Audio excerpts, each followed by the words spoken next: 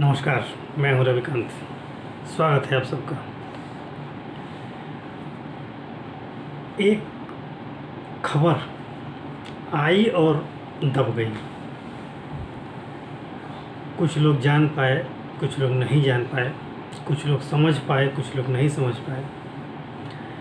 लेकिन ये रिपोर्ट कम से कम उत्तर भारत के हर व्यक्ति को समझनी चाहिए, जाननी चाहिए। कैसे परिवर्तन होता है अगर व्यक्ति या कोई भी जिम्मेदार व्यक्ति ठान ले कि हमें ये काम करना है, तो वो असंभव नहीं है। ऐसा अब ये रिपोर्ट देख के ऐसा लगता है। आप कल्पना करिए उत्तर प्रदेश के बारे में। 2017 से पहले यूपी की स्थिति क्या थी? चारों तरफ गुंडागर्दी, और गुंडागर्दी भी ऐसी तैसी नहीं, माफियाओं का राज था। सरकार नाम मात्र की थी और सरकार चहलकदमी करती थी उन माफियाओं के साथ। संरक्षण मिलता था उन माफियाओं को। नित नए दंगे अनायास बिना किसी मुद्दे के दंगे हो जाया करते थे। छोटी छोटी बातों पर दंगे हो जाया करते थे और हिंदू होना और हिंदुत्व की चर्चा करना उस समय गुनाह समझा जाता था। यूपी की मैं बात कर रहा हूँ। बिजली कितनी आती थी, गांव हो या शहर हो। कभी कभी गांव में तो 2-2, 3-3 दिन तक बिजली नहीं रहती थी। शहरों में कभी 8 घंटे, कभी 10 घंटे बिजली आती थी। लेकिन 2017 में जनता ने एक परिवर्तन किया। एक सरकार को हटा करके दूसरी सरकार को स्थापित किया। वो सरकार थी भाजपा की। मुख्यमंत्री बने योगी आदित्यनाथ और बदलाव दिखने लगा। सत्ता हाथ में आने के दिन से ही, ऐसा बहुत कम दिखता है।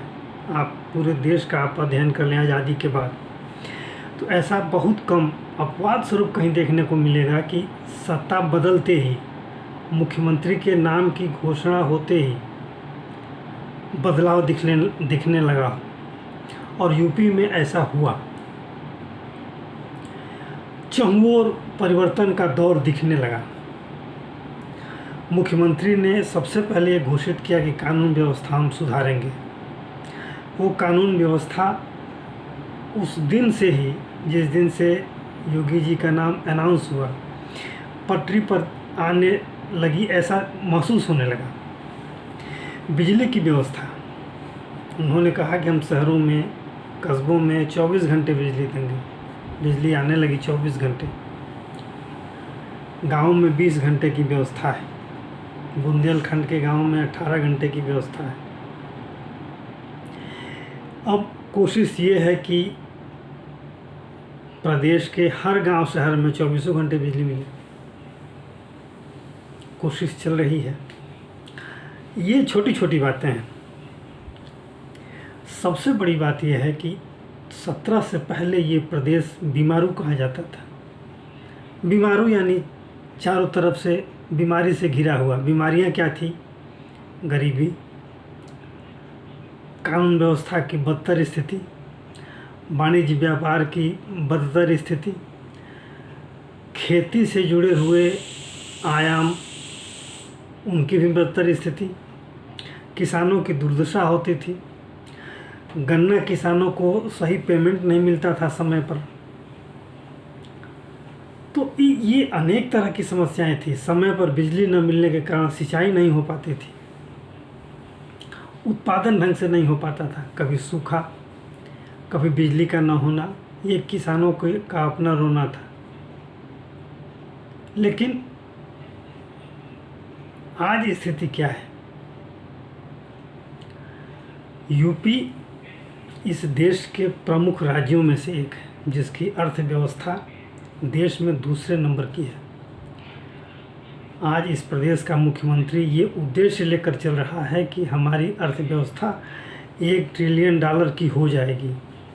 कम से कम 2030 तक। और जहाँ से अर्थव्यवस्था शुरू हुई थी 17 में, वहाँ से लेकर के आज तक लगभग 2 गुने से भी ज़्यादा जीडीपी बढ़ चुकी है यहाँ की, और निरंतर प्रयास जारी है। अब देखिए वो खबर क्या है उसको मैं बताता हूँ। ये राज्य बीमारू था, लेकिन मात्र 6 वर्षों में 17 से लेकर के 23 तक, ये 23 की सीएजी की रिपोर्ट एक आई है, जिसमें प्रदेश हमारा उत्तर प्रदेश देश का सबसे ज़्यादा सरप्लस स्टेट है। 37,263 करोड़ रुपए सरप्लस रहा है इस प्रदेश का 2023 तक, और ये हुआ है केवल 6 वर्षों में। और इस देश में सबसे ज़्यादा ये उत्तर प्रदेश का ये सरप्लस बचत है। सरप्लस का मतलब ये है कि हमारी इस प्रदेश की जो आमदनी है वो खर्च से ज़्यादा है, और वो 37,263 करोड़ रुपए ज़्यादा है। इतनी बचत है हमारी, यानी हम लाभ की स्थिति में हैं। उड़ीसा अभी अभी वहाँ सरकार बनी है भाजपा की, और इन 1 सालों में उड़ीसा ने भी काफ़ी तरक्की की है। तीसरे नंबर पर उड़ीसा है, दूसरे नंबर पर गुजरात है, उसके बाद अन्य स्टेट हैं। लेकिन आप सोचिए यूपी के बारे में।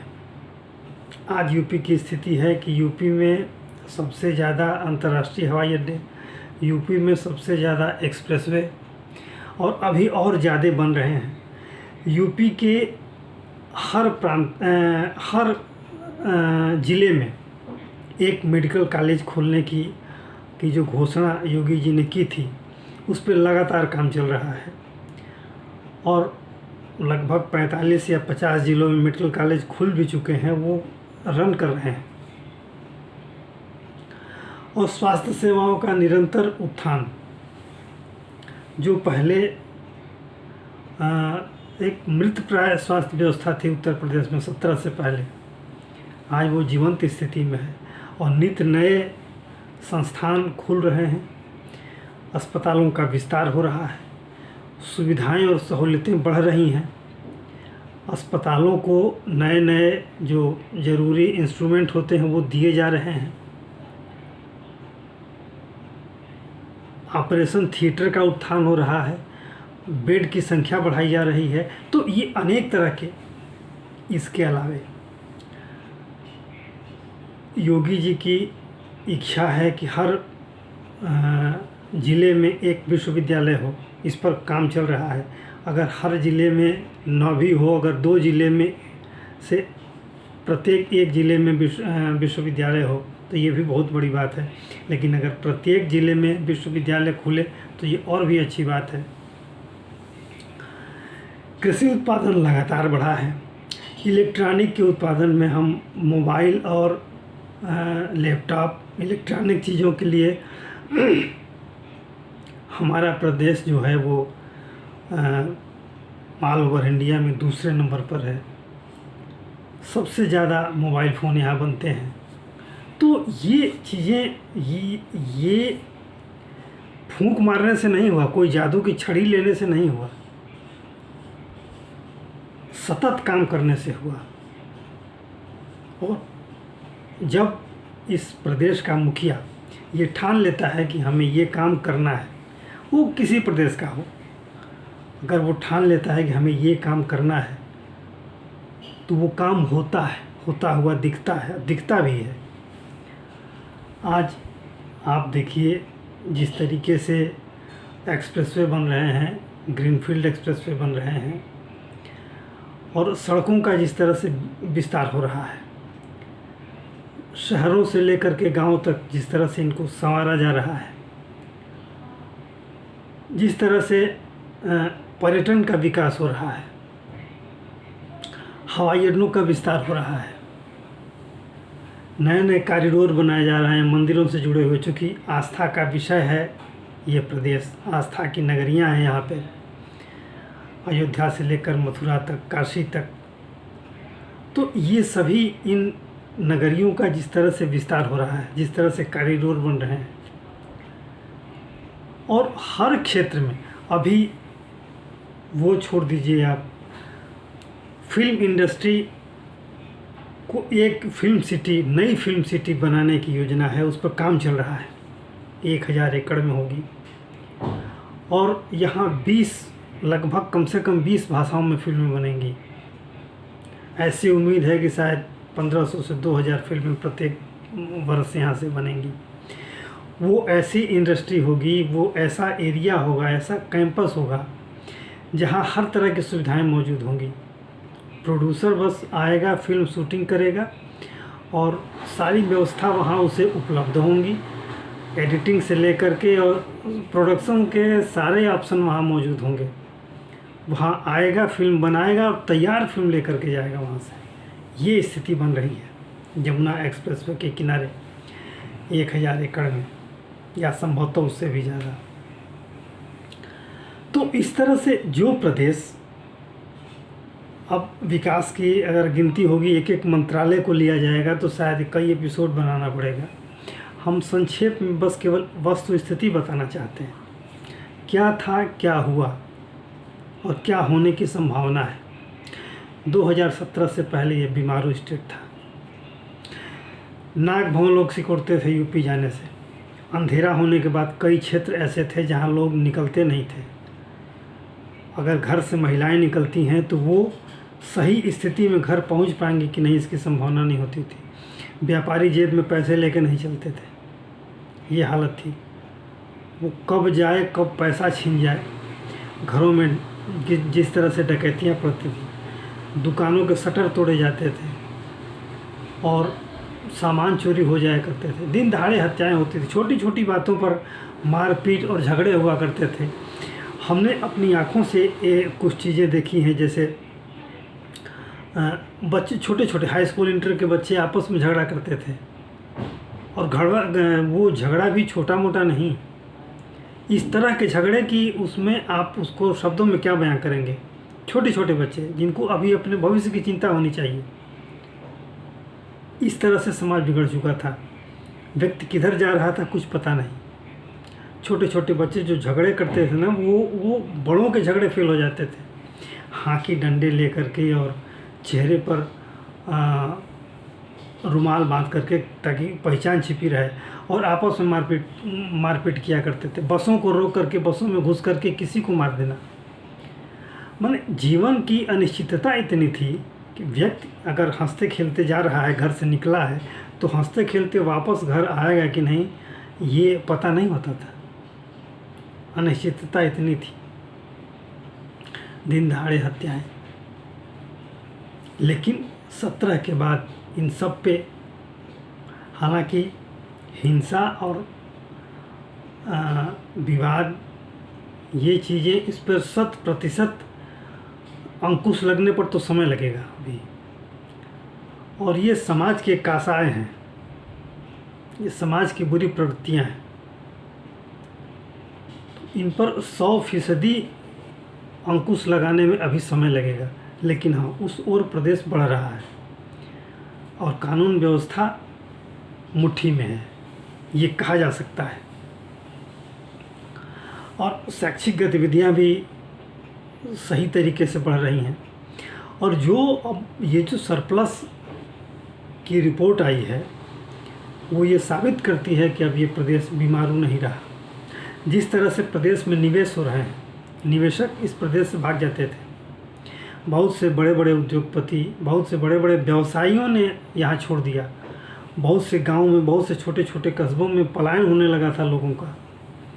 लेकिन वो सब अब आ रहे हैं और अपने अपने काम में और प्रदेश के उत्थान में अपना योगदान दे रहे हैं।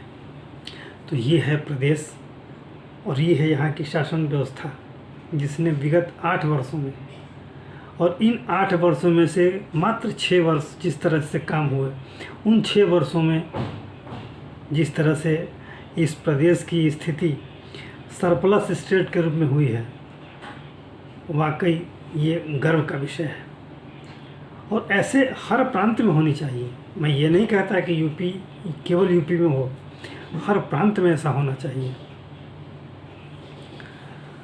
तो अगर मन में कुछ करने की जिज्ञासा हो, जिजीविषा हो कुछ करने की, कुछ कर गुजरने की, अपने को श्रेष्ठ साबित करने की, तो अगर उस प्रदेश का मुखिया योगी जी जैसा हो तो ये कोई असंभव नहीं है, कुछ भी संभव हो सकता है।